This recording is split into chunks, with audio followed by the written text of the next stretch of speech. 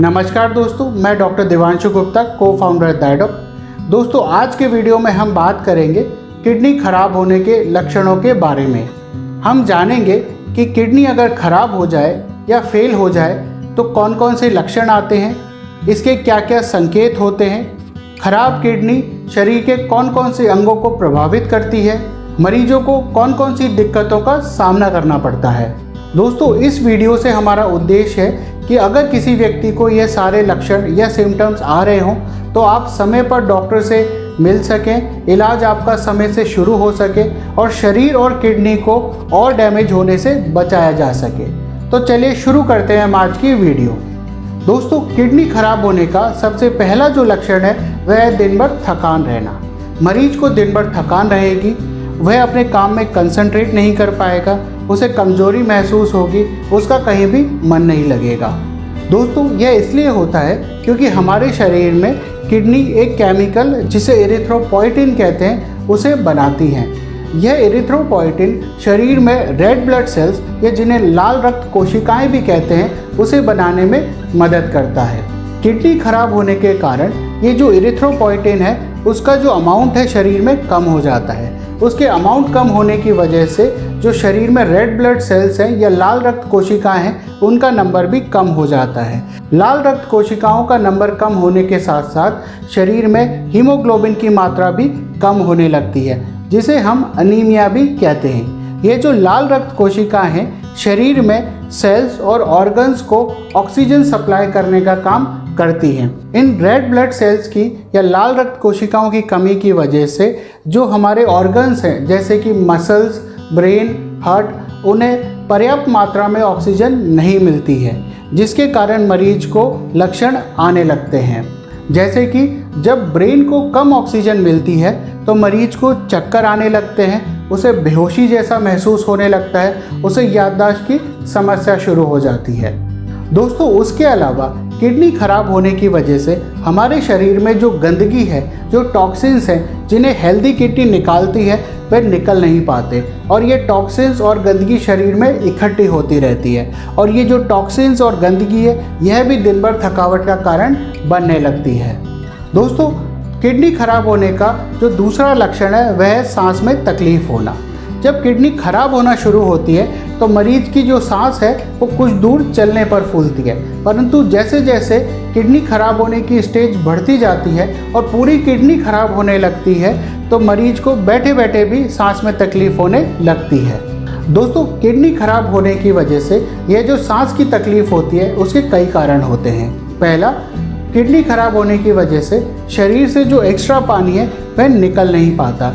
उसकी वजह से यह जो एक्स्ट्रा पानी है लंग्स में इकट्ठा होने लगता है और ये जो एक्स्ट्रा पानी लंग्स में है यह सांस की तकलीफ का कारण बनने लगता है। दूसरा कारण है, जैसा कि मैंने आपको बताया, किडनी खराब होने की वजह से मरीज को अनीमिया भी होने लगता है। अनीमिया की वजह से पर्याप्त मात्रा में ऑक्सीजन शरीर के अंगों को नहीं मिल पाती है और मरीज को सांस की तकलीफ होने लगती है। दोस्तों, किडनी खराब होने का अगला लक्षण है कि मरीज की जो स्किन है वो बहुत ड्राई हो जाती है और उसमें उसे बहुत ज़्यादा खुजली चलने लगती है। दोस्तों, इसका कारण ये होता है किडनी खराब होने की वजह से जो गंदगी और टॉक्सिन शरीर से नहीं निकल पाए हैं वो शरीर में इकट्ठे हो जाते हैं और स्किन को ड्राई कर देते हैं और खुजली का कारण बनते हैं। दोस्तों, अगला जो वह है हाथों, पैरों और आँखों के चारों तरफ सूजन आना। इसके 3 कारण होते हैं।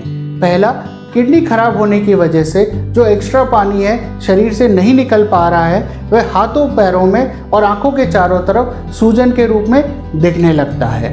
दोस्तों, दूसरा कारण है किडनी खराब होने की वजह से शरीर में सोडियम की मात्रा बढ़ जाती है। ये सोडियम की बढ़ी हुई मात्रा शरीर में पानी को और बढ़ा देती है जो कि ऑलरेडी पहले से ज़्यादा मात्रा में है और यह एक्स्ट्रा पानी हाथों, पैरों और आंखों के चारों तरफ इकट्ठा होने लगता है।